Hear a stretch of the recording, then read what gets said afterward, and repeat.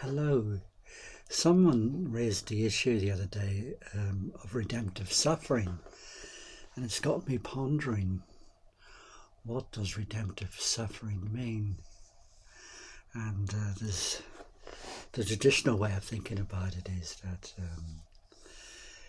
that Christ died on the cross, and his death was payment for all the sins of the world. I find that a difficult model to go along with. That's not been my experience.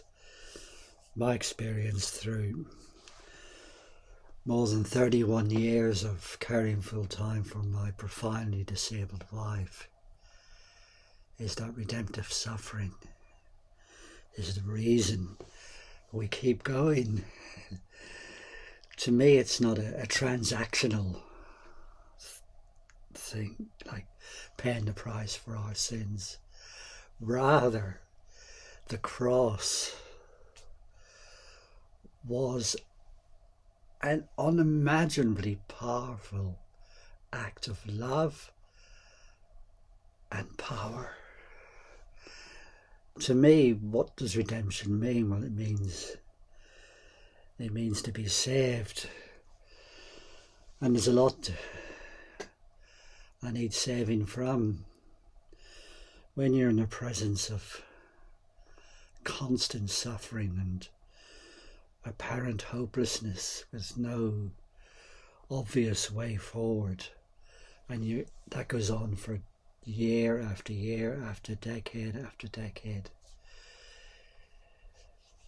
you need saving from despair, because at any one moment you can just fall into despair, or you can fall into hopeless game playing, feeling sorry for yourself, getting irritated. Those places are very dark places. It's hard to keep going at those times.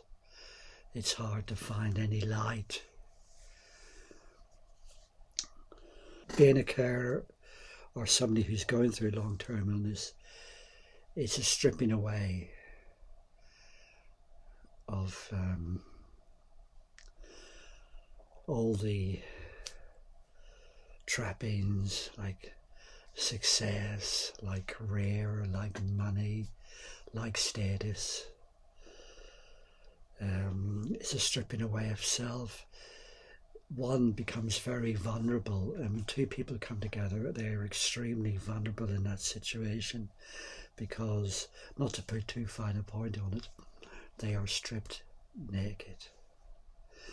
And I'm reminded that Christ hung naked on the cross. But from the cross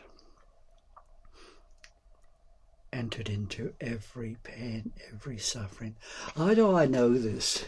Is this something I read, or is this something I was taught? No, nobody's taught me this apart from my wife. And the reason I know it is that she, in her suffering, has entered so deeply into the mystery of the cross. She's contemplated upon it so profoundly. She's opened my eyes, and she's opened my eyes very much through what she says, yes, through her poetry, her art, but more than that, it's through the light in her eyes when she talks about mysteries like the cross, like redemptive suffering, which I've just been talking to her about. When she prays, the light that shines in her eyes and in her face is so intense, it's so all-encompassing. You just know that you are in the presence of ultimate truth, that you are on the very edge of heaven and earth. It is that deep. So this is what I know about redemption. Redemption to me is the power to endure the unendurable. It's the ability to find hope where there shouldn't be any hope. And it's the courage to just get through the next moment. And it's the hope that maybe in the next moment things might be a little easier. That is the meaning of redemption to me.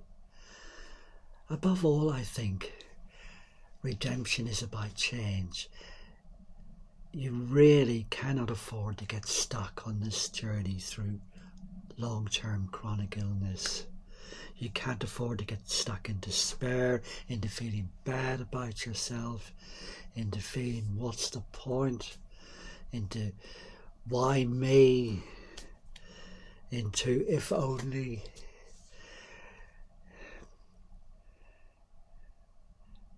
See, redemption is all these things, but all these things come out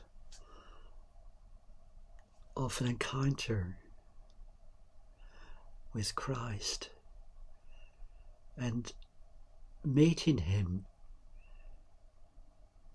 in ways that you could not possibly have imagined before this suffering came upon you. There's one thing my wife tells me to do. She does it a lot, even when she is in complete agony, even when she can't open her eyes. And it's this. It's just look up. And if you look up, there you see the light. And that makes all the difference. So thanks so much for watching. Bless you. Oh, my beloved Linda, I'm holding you. I am praying for you.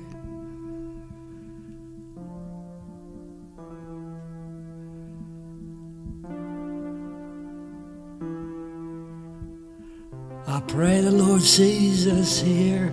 I pray the Lord touches us here with hope, with faith, with courage.